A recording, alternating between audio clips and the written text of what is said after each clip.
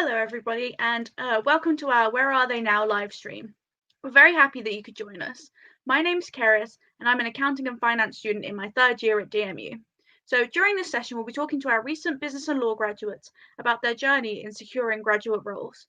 To help us do that, we'll be joined by Daniel, Aaron, Vanessa, Joshua, and Ben, who will talk about their experiences of finding a graduate role and support received from DMU. So we'll be answering your questions throughout the live stream. So please leave a comment if you would like to join us for the discussion or have any questions about graduate role opportunities as a business and law student. So first of all, let's introduce everybody joining me today. So the first person that we have is Daniel. So could you introduce yourself a little bit? Hi, good evening, everyone. My name is Daniel Shunga Jimmy. I graduated from the Montfort University last year. I studied accounting and finance, and I'm currently working as a finance officer at Essex County Council. Thank you for that. So next over to Aaron.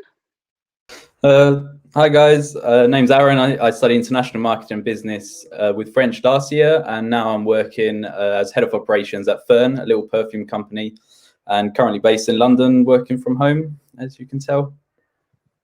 Thank you. So over to Vanessa. Hi everyone, my name's Vanessa Eravona. I graduated from DMU in 2019 and I studied business and management. I'm currently working as a marketing rep for Caterpillar. Thank you. So over to Joshua. I think you're on mute. Classic. There's going to be one, wasn't there? Sorry, my name's Josh Miles. So I graduated from De Montfort 2018. I'm currently working in the Cabinet Office as a policy advisor in the International Affairs Unit. And prior to that, I was on a graduate scheme in financial advisory. Thank you. And finally, Ben. Hi, I'm Ben. I graduated from De Montfort University in 2020 with a degree in business and marketing. I'm now working for Yo Sushi as a retail marketing executive as we look to push out a large quantity of products through retail channels due to COVID. Thank you. That's great, everyone. So we'll start by talking a bit about the course you studied at DMU. So I'll go around everybody and just ask one by one these questions. So firstly, Daniel, can you please briefly tell us about the course that you studied at DMU? Right, so I studied accounting and finance at De Montfort University, and that included, a series of, modules related to accounting and finance as well. So it's a foundational degree in which you can actually learn more about the world of accounting, and you can actually specify into whether you prefer more of the accounting side, so you take more of the financial accounting or management accounting modules, or whether you want to go along the finance side, so you take more corporate finance modules as well. So yeah. So when you started in accounting, I'm in the same thing, so I completely understand. So as a first year student, did you have any idea of kind of like the route that you would go down after you graduated? Yeah, I think like almost every accounting and finance student, I think when I graduated, I wanted to pretty much going into accounting because I really liked accounting, most especially like the financial accounting modules in terms of, preparing an income statement, a balance sheet, and trying to make sure that you balance all those figures together. So that was something that was quite fun. I pretty much wanted to look into going into more of the, graduate accountancy route, or where you, once you complete your university degree, you apply through the professional services firm and, complete like a contract or, a graduate program with them to complete some professional qualifications like, the ACCA or ICAW, or even other tax qualifications as well. So that's what I planned to go into when I was coming into university. And did you do a placement year? Yes, I did. I did a placement year at Leicestershire County Council. So that was in Leicester as well. It was specifically in the internal audit section. So pretty much, I don't want to bore you with the details, but internal auditing is basically just looking through the company's financial statements or looking through their accounts, and just to make sure that things are put in order. The company's following, proper processes and procedures, and making sure they're effective. That's what I studied. Yeah, that's what I did. That sounds really interesting. I mean, I wish I would have done one in accounts. I did do a placement, but it was in business, so I got to kind of see the whole of a company. I did some technical support and some accounts, so I got to see a bit more of the companies, but I wish I'd done a little bit more to do with the actual accounts. So next up is Aaron. So can you please tell us a bit about the course you studied at DMU? Yeah, sure. So I studied international marketing business, and I also took French as sort of an extra, just because I was quite keen to, if I was going to work abroad, I'd like to sort of have a language to go with it. It kind of covered the same as sort of Daniel said. It was quite a broad subject in the sense that you can choose what modules you like in first year, and then you start deciding, okay, second year I'm really interested in this, so we go that route. And again, it will sort of have a really broad idea of what business is, how can you expand it abroad. Very much sort of keen to look into the startup zone of businesses. And I knew for that you need a bit of everything. So kind of went a bit more down the marketing route throughout my sort of second and third years, but kept it very international, kept it very open, so that no matter where I ended up, I could sort of have a solid foundation to build off. So would you say that you had like an idea of what you were going to do when you graduated, or were you just kind of like securing lots of different paths? Good question. When I graduated, I had an idea. I mean, I actually happened to find a job before I graduated, but it was very lucky. It was knowing that I wanted to go into small business, very much startup, sort of high risk but high reward, big sort of impact with your role. And yeah, I didn't know what industry, didn't know what type of company. Ended up working for this little perfume company. Can't say I ever pictured myself in cosmetics, but again, because once you have developed that sort of foundation of knowledge, you can go anywhere, and then it's sort of, okay, what comes up when you graduate that sounds interesting that you can see yourself doing? I completely agree. It's kind of just what opportunities can you make the best use of at the end of the day. So did you do a placement year? I did also do a placement year. I worked for another little cosmetic company in Brighton called Green Frog Botanic. Similar, but even smaller scale than this one. So it was very much sort of, myself and the founder working. It was all about just getting lots of experience myself. It was, how do you deal with customers? Where do you go to find suppliers for different materials that you might need to build your product? What markets can you sell it to? How do you get there? Where can you advertise? So again, a little bit of everything. And in that case, we were selling soap, natural soaps. That sounds really interesting. So the next person that I'm going to talk to is Ben. So what course did you do, and can you briefly just talk about it? Sure. So similar to Aaron, I did business and marketing. However, no French was involved in mine. So first year was fairly broad. Main focus being on business with just a little bit of marketing thrown in. And then second and third year tend to be a lot more a greater. Yeah, I chose to have a greater focus on the marketing element, as it was one of those standout pieces from first year, which I was really interested in. So I was kind of set on going down that route from the get-go. So as a first year student, you kind of already knew that you were going to do that after you graduated. I had a feel. Yeah, I wanted to steer towards the marketing route, but then having the broadness of a business and marketing degree was really useful to be able to vary and pick and choose as to where I wish to end up.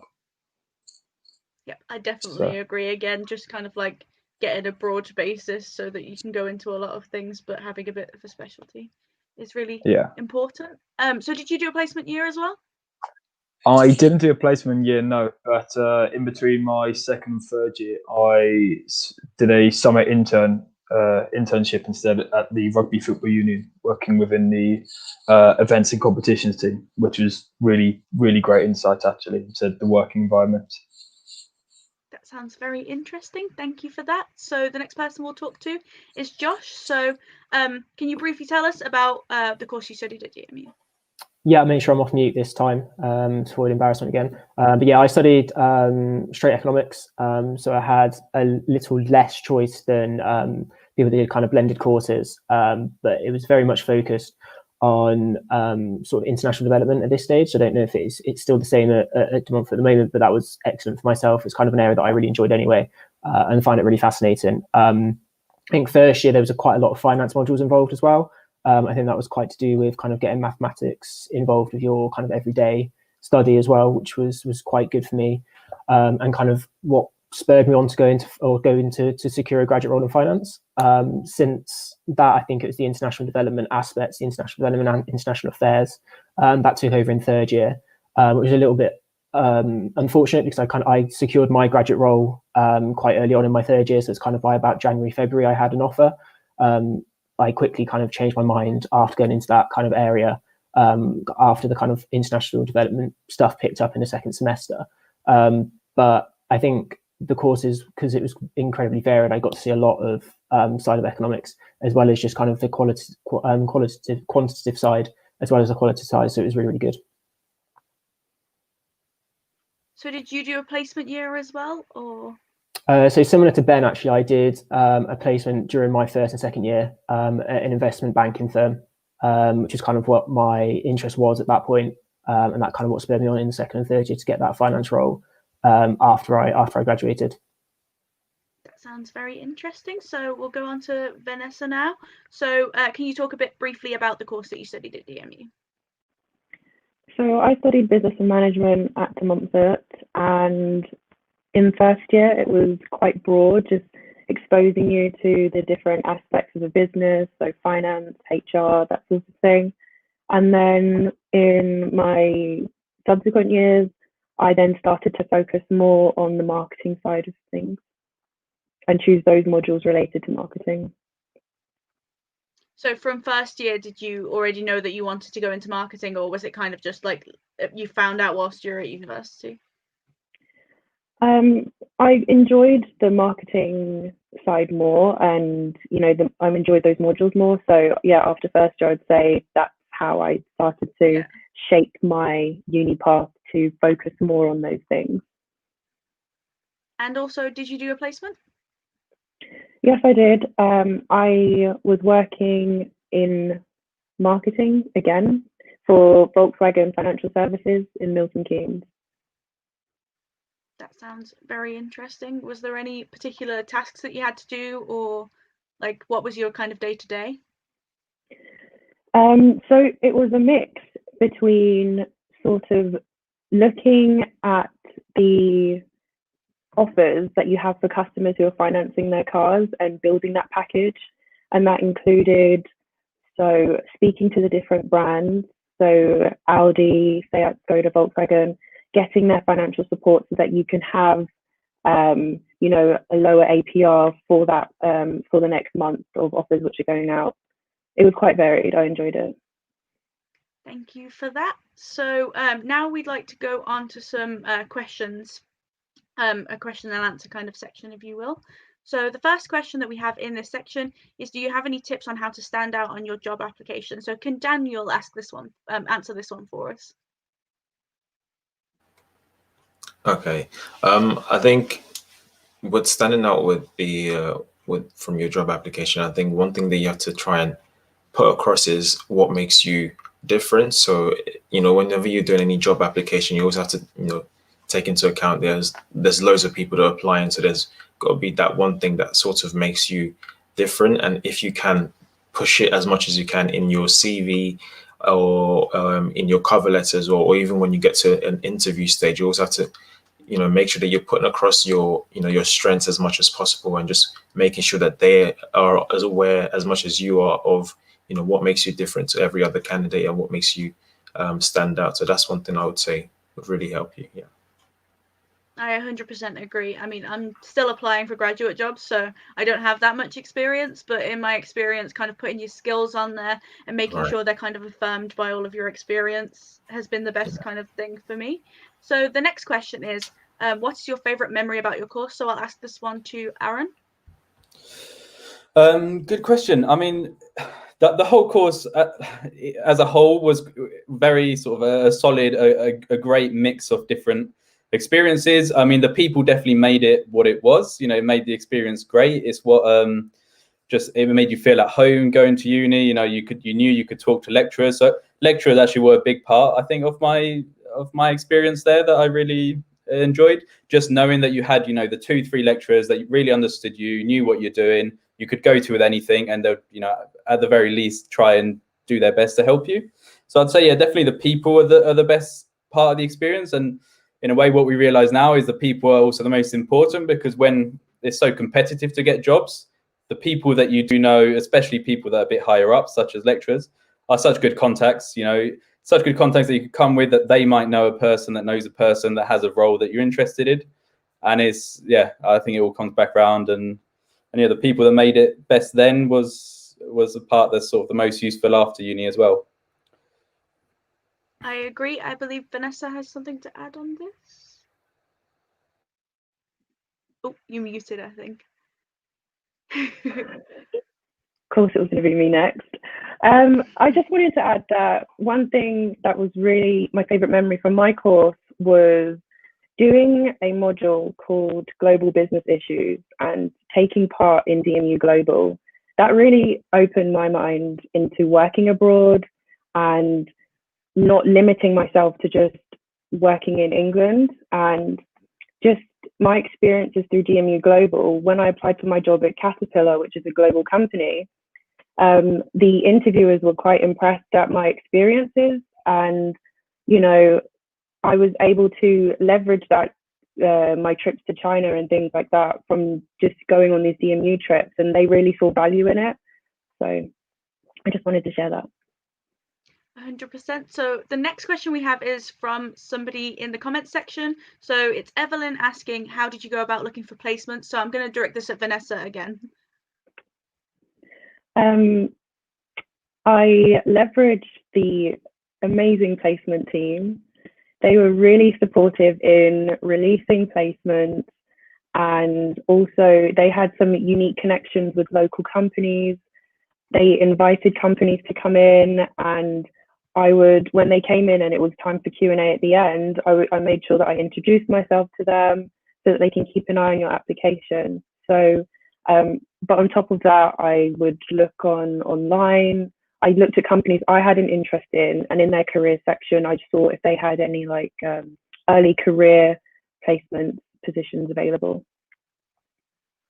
Yep, that's exactly what I did as well. I just kind of looked on the websites, did general Google searches, just applied for everything possible to get me some experience. So thank you for answering those questions. So I'm sure our viewers are waiting to hear a bit more about your actual graduate role. So I'll go around again and ask everybody about their graduate role. So Daniel, can you please describe your current graduate role? So like your day-to-day activities, the projects you usually work on. Okay, so like I mentioned earlier, I'm working currently as a finance officer at Essex County Council. So what that usually in terms of it is, whenever I wake up, I have like 15 minutes in the morning just to write down my activities for the day. And because I'm working in the public sector, so we work with adults as well. And whenever adults require social care, there needs to be a financial assessment that needs to be completed. So that involves me, looking through the adults and looking through their savings, their income, and possible their outgoings and the expenses as well. So with that, we do some sort of data analysis as well to try and work out what's the maximum amount that they can contribute towards, the cost of their care. Once we get that amount, then we can, relay that with their reps and anyone else that's involved with them as well. So we're able to figure out, okay, this is the amount that they can pay for the cost of the care, and this is the amount that the council can pretty much cover as well. So essentially, I work with loads of different stakeholders. So I have my colleagues as well. I have people that are working in income collection as well. So if there's any need to just to chase up some money and things like that, we can work with them as well. And essentially, that's pretty much the main part of my role as well. And I also work, like I mentioned, with data analysis in terms of calculating, the adult's cost of care, getting that amount and sending it over to them, and then, relaying back and forth if there's anything that they need to change or if there's anything that needs to update as well. Apart from, there's other less fun side of things in terms of checking emails and, responding to emails and stuff like that. But that's the general overview of my role so far. Yeah. That sounds really interesting. So in terms of your degree, did you do any modules that were quite useful towards the grad role that you got? So I'd say with my degree, one thing that really helped is having an understanding of, financial accounting as well, because with every company and even with, government administration as well, we have a financial year. So, the beginning and the end of the financial year, you're able to tell the difference, the changes from one financial year to another as well. So there's a lot of things that I've had to learn, especially with, where I'm currently working at, because I've worked in local government before, but this is a different council. So you're getting used to, the new ways of doing things and, the new financial year and things like that. So even working, during placement, that's also helped me as well. But as well as my degree, just having a good firm understanding of, accounts payable, accounts receivable, ledgers and things like that. So that's really been useful. Yeah. Yeah, we did that a lot in our degree. So it's nice to know that quite a lot of the things that are actually taught aren't just theory and that you actually have to use them in your actual job. So how did you secure this role, like the application process and kind of how that went for you? Right. So this one, the role that I secured is much, I guess, a shorter application process. So, and this is one of the things in terms of like whenever you're looking for jobs or looking for roles, it's always best to try and leverage, the people that you know around you. So don't think because, okay, this person that might not know so much about, looking for jobs and things like that, try and leverage the people around you as well. So I got told about this opportunity and I thought, okay, this is something that I can apply to. And essentially it was me completing the application form, just like a normal online application, where I had to upload my CV and write a cover letter as well. And, when you're writing your CV, you're putting your best foot forward. When you're writing your cover letter, you're making sure that you put exactly why you want to, join that company and, what makes you stand out, like I mentioned earlier as well. And so after going through that process, they reached back out to me and invited me for a video interview. And it was a live video interview with two colleagues, one who was like my current line manager now, and another who's like a senior finance officer as well. So that was probably my first live video interview that I'd ever done as well. So I was able to do that pretty much, quite okay, and passed that. And about maybe a couple of days later, they reached back out to me to say that I've got the job. Yeah. That sounds fantastic. It sounds like a really good process to kind of have gone through and quite smooth for you as well. I know that sometimes they can be a bit long-winded and kind of a bit strained, I suppose. So we have another question in the comment section. So this question is, when it comes to exams and coursework for marketing, what would you say is, would you say they are difficult? So this one's going to Ben. Sure. So in response to that question, I think it just depends very much on the exam or the module itself. I tended to pick ones which I felt I could work towards and really put my teeth into for sure. So especially with there was a few in second year, like sports marketing, which was something of real interest, and in third year where there was a few other ones. And it just depends on if you can look to.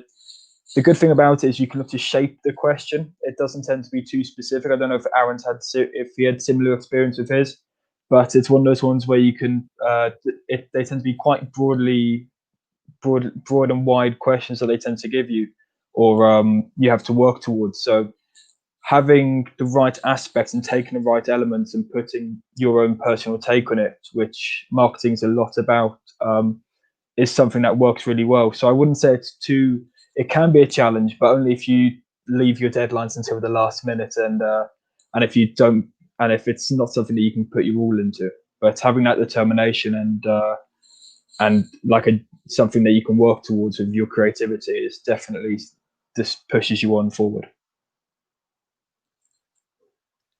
Thank you for that. So we're going to go back to the asking people about their grad roles. So next is Aaron. So can you talk to us a bit about your current grad role, the day-to-day activities and the projects that you work on? Yeah, sure. So I'm currently working here for Fern. We're a sort of small batch artisan perfumery which started in Somerset. We're now based in London, or at least the creative team is based in London. I'm the head of operations, so I sort of monitor every part of the product itself, the perfume bottles, from sort of talking with suppliers, getting all the different components, making sure they're all going to the production line correctly at the right time, making sure it's all being produced. And basically it's very much keeping heavy schedules and making sure you're super organized and know where every part of the product is, so that well, we release 4 times per year as well. So we have 4 different fragrances every year, and that means there's sort of very set deadlines each time, which is nice in the sense we know exactly when things are due, where do they need to be. Tough because you only have 3 months at a time to start building the next fragrance release. But yeah, if apart from the operations side, because it is a startup, it only started just over 2 years or just under 2 years ago. I'm also involved with, all parts of product development. Of the customer experience side is something else that, if anybody is interested in joining a startup, is something that you more than likely need to be part of, or at least do some of, which, although tedious as it can be it answering emails or social media, is also really, I think, important and valuable just to understand, okay, this is what the final client is sort of seeing and taking from your product. This is their feedback they're giving. And in a way, that's helped me get to where I'm now and really understand, okay, well, this bit needs to be improved. How can we do that? This is what customers are saying about this. How can we improve it? So it is quite broad, but I am specialized in operations. That sounds very interesting, but a lot of pressure at the same time. So how did this relate to your degree? Do you have any modules that were like particularly important for this? Good question. I mean, it goes back a bit to while I was doing the degree, all I knew is that I wanted to work in a startup where I'm sort of doing a lot of different things at the same time. So it's not sort of a very set specific role. I had sort of at least the ability to experience, okay, what's happening in the marketing, what's the branding, what's happening in the accountancy side, these databases are here for this.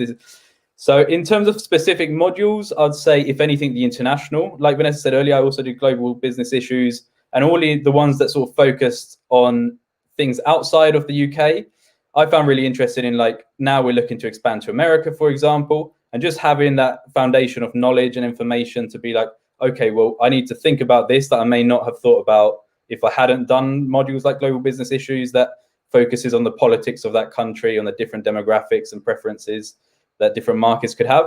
So I'd say international, really important. The French helped me again to sort of understand customers internationally a bit better. When you immerse yourself with a different country or culture, suddenly you realize, okay, there's not, you can't sell I couldn't sell the perfume we sell to someone in England in the exact same way to somebody in France, because they may not understand it. They may not, they have different values. They share different, experiences. So all in all, the international side really benefited me, but at the same time, I knew that is kind of what I wanted to go into. So yeah, I mean, something really important for anybody that's still, choosing modules or thinking about what they need to do. Basically, you need to find something that you're really interested in. And, how Ben said earlier, when you're doing your marketing coursework, it becomes so much easier if it's something that you actually believe in. So almost when you're picking modules, it's like, oh, well, I could really see myself, working on a project that has to do with, international marketing or branding. And suddenly you can get really involved with it. You can sort of really immerse yourself in the project, so that actually when you came out, you really did learn something. It didn't feel like you're just doing, homework or a task that you're not giving sort of your full attention to. It is quite nice to know again that like you're not just learning about theory, you're also applying it in your job afterwards, because sometimes you can come out and just think, what was that for? But then to actually see people who actually do this in their jobs and it's not all for nothing is quite nice. I do think on that, in many ways, like at the time, it can feel quite theoretical, because you're like, well, you're working to deadlines, which at the time, they're the first and toughest deadlines of your life. And also, you're not really sure where you're going with it. But actually just sort of really immersing yourself and really going for it. Well, suddenly I'm out of uni, I'm working, and suddenly the small things that I at the time didn't think I'd ever need suddenly just come naturally, or suddenly you understand that much more about the advertising, the marketing, why companies are marketing certain ways to certain people. And it just really helps. Exactly. So how did you secure your roles after graduating? And can you tell us a bit about how you applied to these? Yes, good question. I mean, I was particularly lucky. I sort of knew quite early on that I wanted to work startup. I was moving to London because that's where my partner was. So basically I started just networking, finding out, okay, who do I know that might know somebody that's starting something? And sort of just made my way through the LinkedIn list, through friends that I know were doing sort of entrepreneurial projects. And at the end, I found a friend of a friend who happened to be starting this perfume company, was moving to London, needed a hand. And very luckily, we went for a coffee or 2 coffees, and then he offered me the job there and then. However, I've also been on the other side where for my placement year, I must have applied for about 150 roles, and you can be lucky, you can be unlucky. You also should sort of really think out the box. Yes, it's easy to apply to Google, to YouTube, to Red Bull, because, they always have 200 roles available, but then you have 2,000 people applying. Whereas if you start looking, okay, I'm interested in this specifically, I'm really passionate. Who do I know that's also in that similar bubble? How can I sort of talk with them in order to potentially find something useful? And at the very least, you've networked with people that then might help you find the next thing. So that was, a bit of a different experience for the graduate role, but it was interesting nonetheless. Yeah, that's really interesting to hear about. I think LinkedIn and networking are sometimes our biggest assets, and you don't think about it when you're applying for things. You don't think about the fact that you could just have one conversation and then you could get something out of that. So thank you for your sharing your experience there. No worries. So next on to Ben. So can you talk about your current role and what your day-to-day duties and projects are? So my current role as retail marketing executive is looking to deliver on a large amount of the brand marketing plans and campaign calendars that we've got in place, especially now with a large amount of the restaurants closed, which had a great deal of footfall, people looking to get their sushi fix, as it were, from other locations. So making sure that branding's out there and up to date, and we've got a strict protocol as to when we're rolling it out and who to is key imperative at the moment. And then also looking to support the retail operations side of the business. So in terms of executing these brand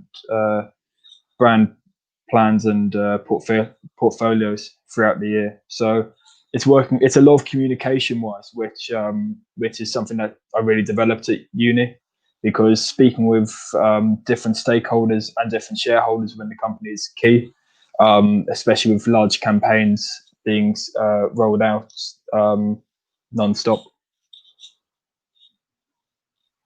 That sounds very interesting. So are there any modules that you had that you found really useful in this grad role?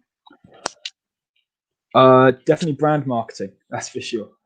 So I think that was a second year one, second or third year module which I took, which was really interesting, especially working for such a well-known household UK brand.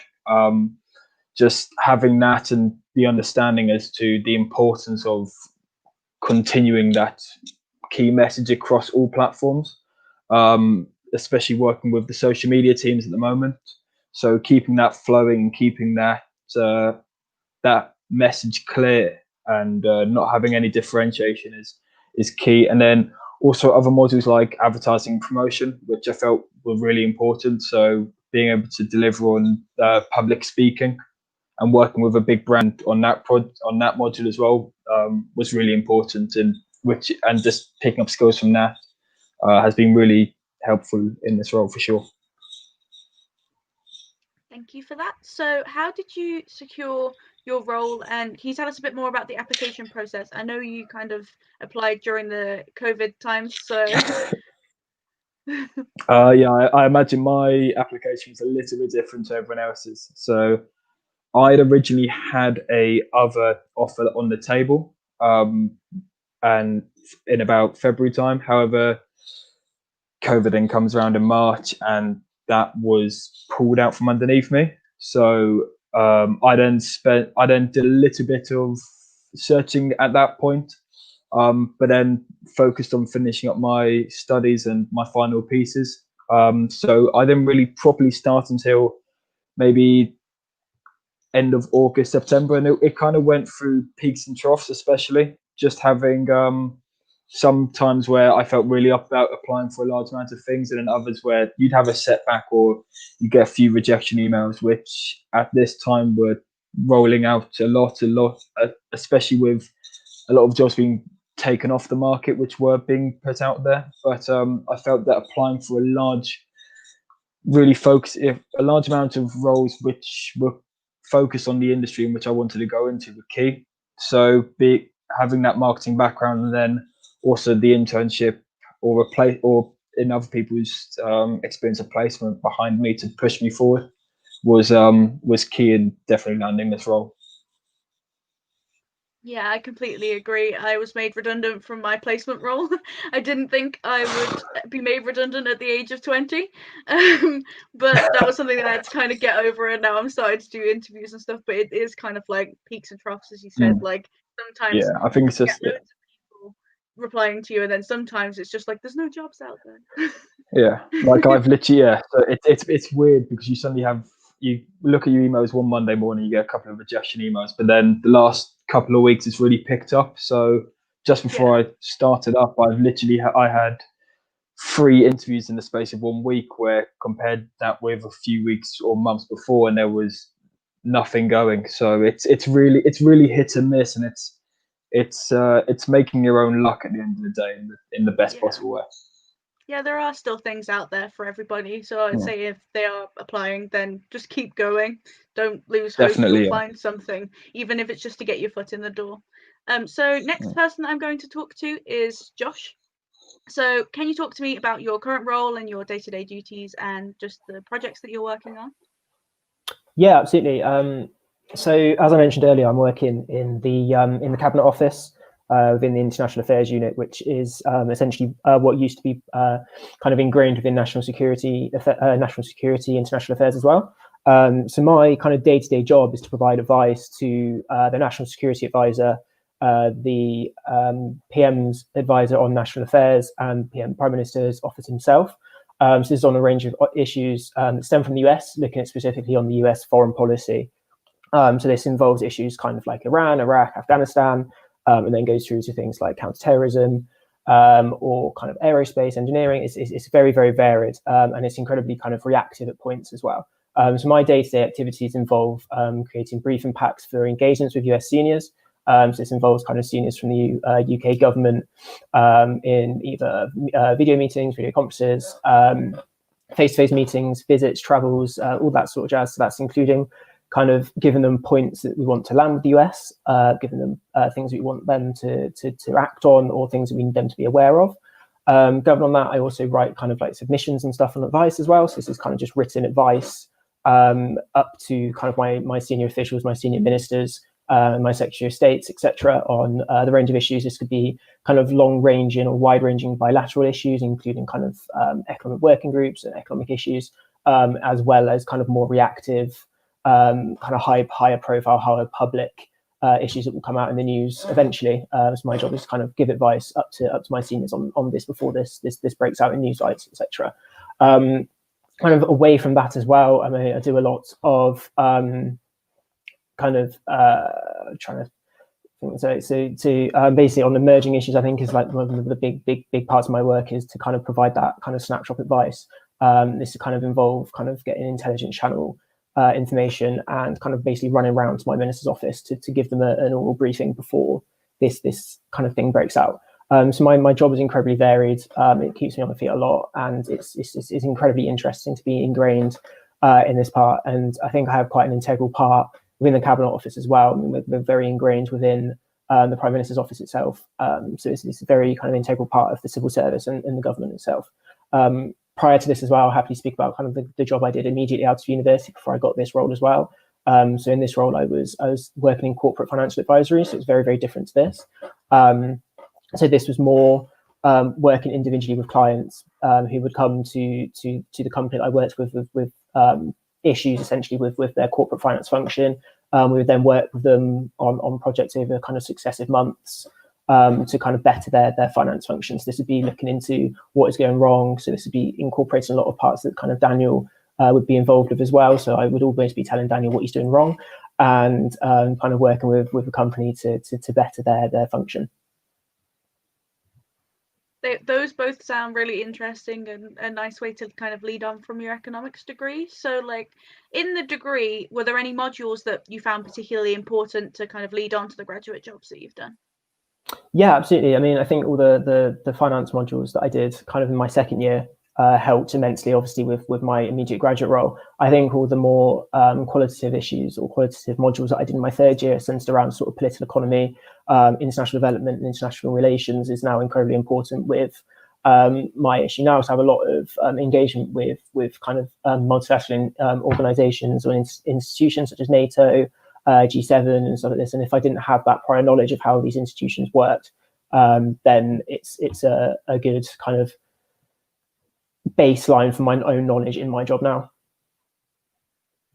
Yep, that sounds, again, the things that you learn at university really do transfer onto your graduate roles. So how did you secure this role? I know you mentioned before that you did it quite early on, just before pandemic-y stuff. So yeah. So my current role, I had a bit of an interest in routing, and I think this would be a bit of an eye opener for people looking into going into the civil service.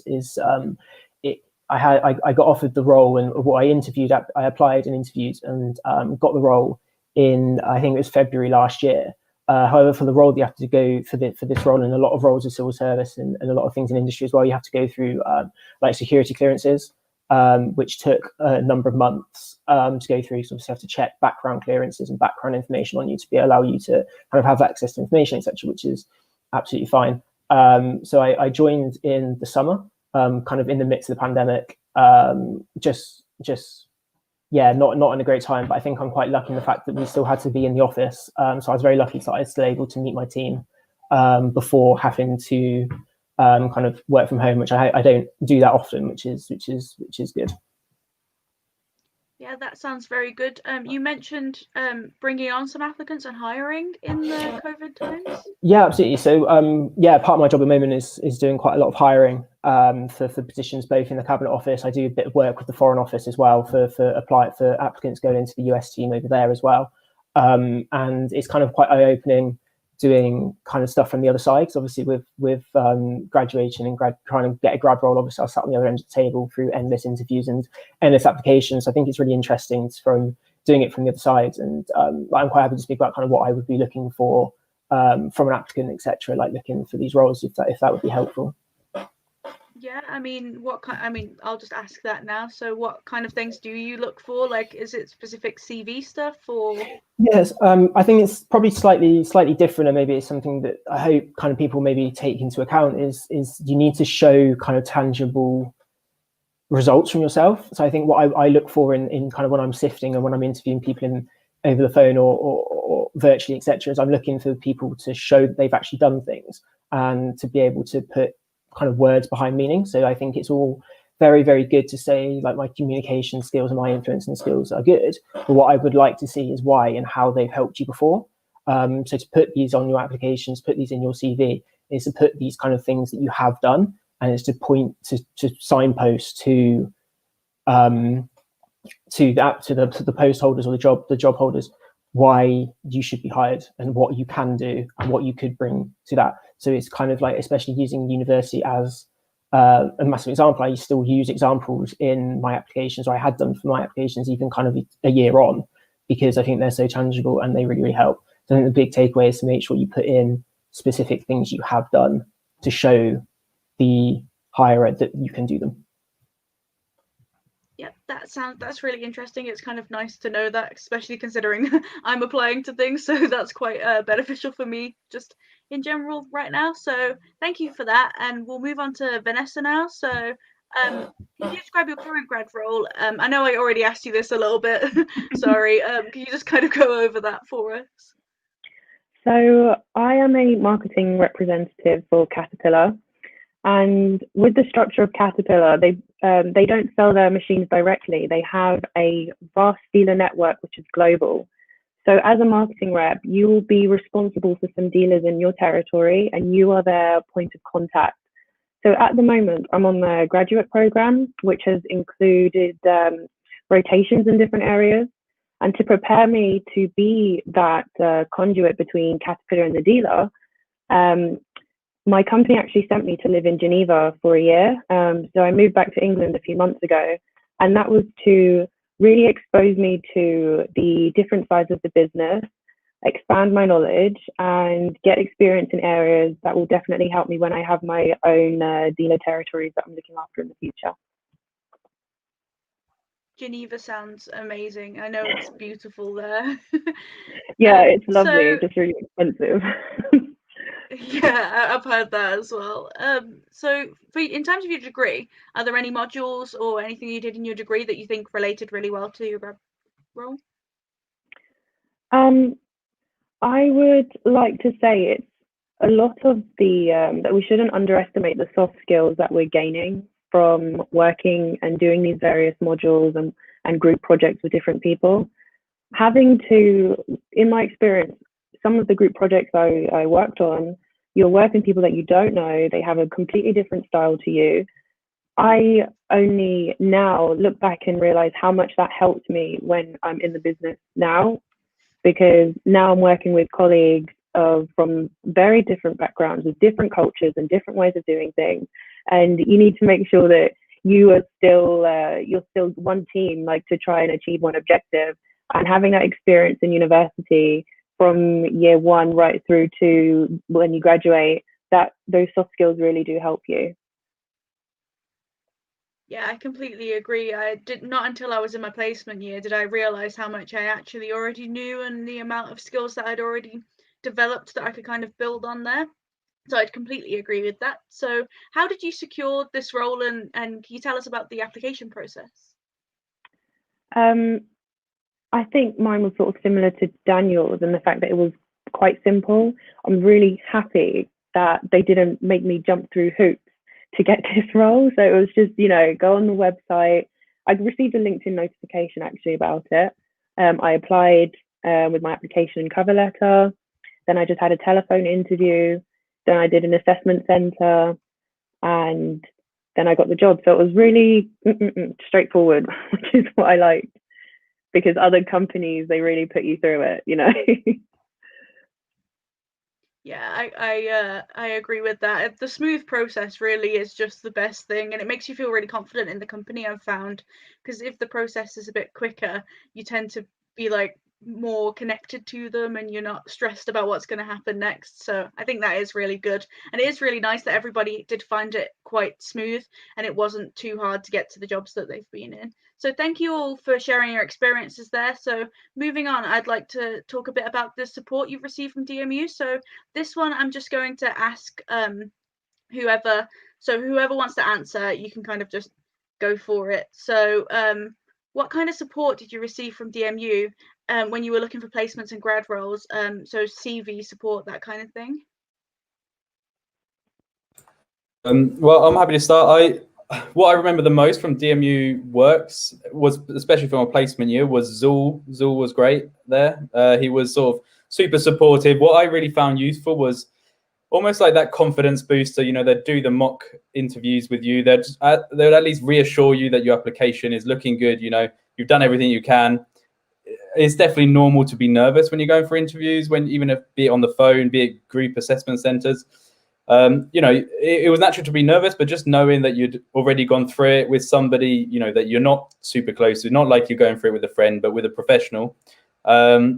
Just super, super important, looking through your CV and noticing just layouts and simplifying things and just generally making you feel more confident about your applications, basically, was how it helped me the most. Yeah, I agree as well. They kind of guide you through the whole process. And if you have any questions, like, for example, I have an interview next week that I have to do a presentation for. And I was like, oh my God, I don't know whether this presentation is going to be good enough. So I've sent it off to them. And then they should get back to me within the next few days and tell me whether my presentation is good enough for this interview, and kind of guide me through it. And hopefully I should be able to organize something where I get to talk to them and kind of do the presentation to them. So they are really useful, and they're really kind as well. They're not going to tell you like, this is a good one. They're just going to say, maybe make these kind of changes to it, and this is how you can kind of move on with this. So yeah, I agree with that completely. So the next question is, how did DMU help you to develop sought after skills that employers are looking for? Is there anybody that would like to answer this one? Yeah, You go on. Go on. No, go on, Daniel. After you go.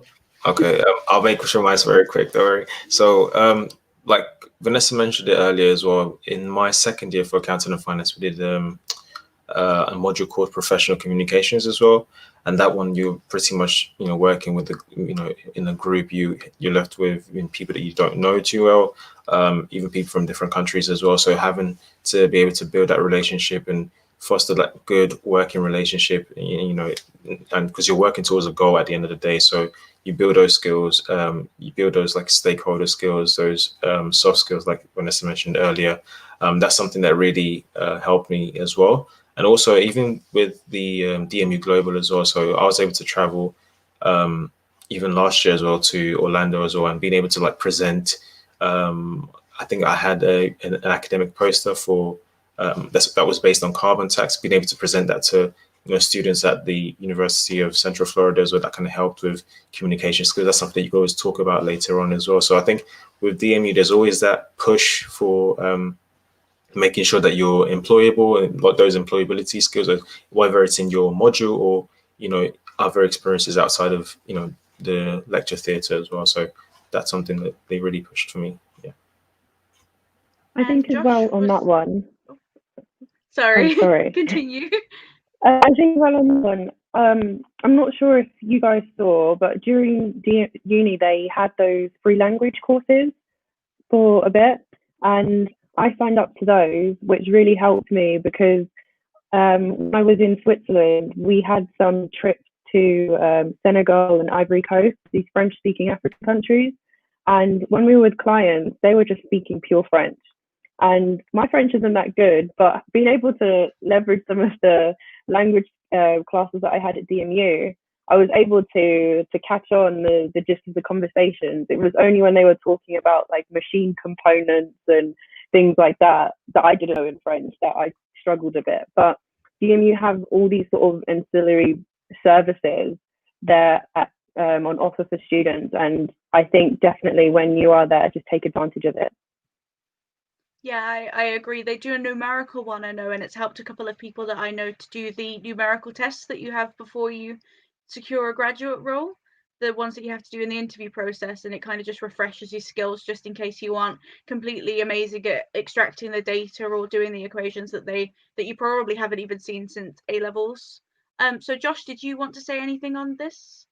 Yeah, I'll just be quick. I was just going to say pretty much what Daniel alluded to, the soft skills. I think that DMU push is really important. I think the things that I presented at uni, the group work and the presentation stuff, I think is actually incredibly beneficial, and I think it's helped me so much in the presentation stuff. I don't think many people in their second year or first year were happy about standing up in front of a class of people they're not particularly friendly with, but I tell you now, guys, it pays dividends like really big. I think my like confidence like going into work after doing all that is a lot better, and I don't think I'd underestimate working with people you don't know. You wouldn't know the amount of times you get thrown into that sort of stuff at work, no matter how small the company is. It will happen because you'll always have external people. I'm sure Aaron, you'll probably have this with external suppliers, etc. Like it is a nightmare how many times you have to work collaboratively with people you don't know. So I really do hone those skills when you can. I think DMU gives you the really good opportunity to do so. Yep, I agree. Thank you for answering those bits. So now we'll go on to a Q&A question, because we've wrapped up what we'd like to say kind of on the main section. So the first question is, what is the best way to explore industries if you're not too sure about what you want to do in the future? Is there anybody that would like to answer this one? I can start off, partly because my partner's currently looking for work and basically realized that what she was doing wasn't quite right. And I think what the best way, so we found, she's finding, is to actually, map out what are your interests. We'll start from the bottom. Start, what do you actually like to do? Because realistically, there's probably a job that you're happy doing in that industry for that thing. If you're really into tennis, there's so many ways that you can work in the tennis industry, be it, sorting the TV side, being behind the scenes, being on site. So I think first, if you are stuck, start from scratch and like just write on paper, what are the 20 things that you find most interesting? What are your hobbies? What do you want to do? Is it chocolate? Is it wine? Wine, there's a huge industry of wine, for example, of different things you could work at. And I think that's just a good way to start and to realize what you actually like to do, because, you know, there's so many jobs out there. If you look on, you know, Indeed, tens of thousands of things that you could do that you may be interested in. But really, I think it's more important to find something that, you know, find your interest first and then see what jobs are available within that industry is what I'd advise. I think Yeah, as I well, agree. if I you mean, want, you don't need to know. Oh, sorry, continue. I think as well, if you want practical experience, so companies, what I did when I was in sixth form, I went to an insight day at Goldman Sachs to get women, it was like a get women into banking sort of thing. And at that time, I thought I wanted to be an investment banker. And I went to this insight day and they talked about all these different roles, but I realized none of them were what I wanted to do. So I think also looking and see if companies have any talks or seminars, experience days, just go and be there, be present, and you'll be able to network and see if you can see yourself working in that space. Yeah, I agree completely. I would say that you don't need to know at the start. I mean, I didn't know at the start kind of what I actually wanted to go into. Like, I didn't ever expect to enjoy doing tax, and now I keep applying for tax jobs. I just never expected for that to be the thing I enjoyed, and then I did a module in it, and now I'm really interested in it. But there's so many things that you can kind of go into, and especially taking a business course, you might find that something that you've done in the business course appeals to you a lot when you didn't even think you'd liked a lot of the modules. Like, there are some parts that are really going to interest you and some parts that aren't, and it's kind of just basing it off of what your strengths and what you actually enjoy doing, I think. So yeah, I would agree with that. So I think we're going to have to finish the live stream here. So thank you very much to everybody for listening and for your questions, and everybody for answering the questions. So before we finish, we have a short video we want to share. So enjoy the video and have a great rest of your day. And we hope to see you at DMU soon. DMU is an experience that I'll never forget. It's been the best 4 years of my life. It's not just your degree, it's a whole change of life. Without coming to DMU, I would not have found the lifelong friends that I have.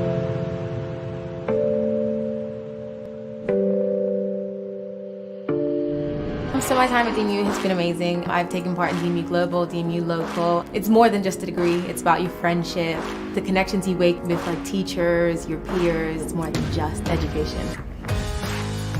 From joining the university, I've joined societies and I've met lecturers and friends that are going to be with me for the rest of my life. The first lecture I went to, I made friends that are lifelong, and we've gone through university together, we've travelled across the world together, and it's quite an experience. One of the main things that I've accomplished here at DMU was being chairman of DMU Saints. It's obviously allowed me to grow so much as a person. So in the future, I'm definitely able to take what I've learned here at university and put it into practice. Being involved in societies, and there's been a lot of debates and events that we've had to host, and with the month for SU, and so that's helped improve my confidence and public speaking as well, which I used to hate before. Placement team was really useful in helping me secure my placement in second year. I got a placement at Disney, and that helped me pursue what I wanted to do in the future. I secured a grad job for Orbit Group on the finance graduate scheme. My DMU placement really contributed to me getting my graduate job. Without a shadow of a doubt, my placement definitely led to the opportunity of my graduate job. It's been an amazing opportunity. One of the things that I'll miss about DMU is the opportunities available to me, for example DMU Global. I was fortunate enough to go to Berlin with DMU Global as part of their hashtag Not On My Campus campaign, which was all to do with stamping out discrimination on campus. So in January, me and 1,000 other students were able to go to New York and experience the Big Apple. We stayed in Times Square, I went to Madison Square Gardens and NBC Studios and had a tour around there, which is all organised by the university. My highlight's definitely the DMU Global trips. I wish I could go on more. I wish I did go on more. These DMU Global trips have taught me that if I put my mind to it, I can do anything, basically.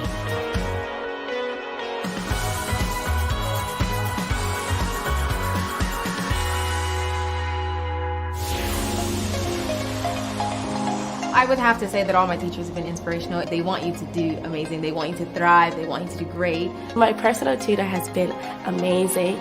He definitely motivates me, and he inspires me to do stuff that I didn't think I could do.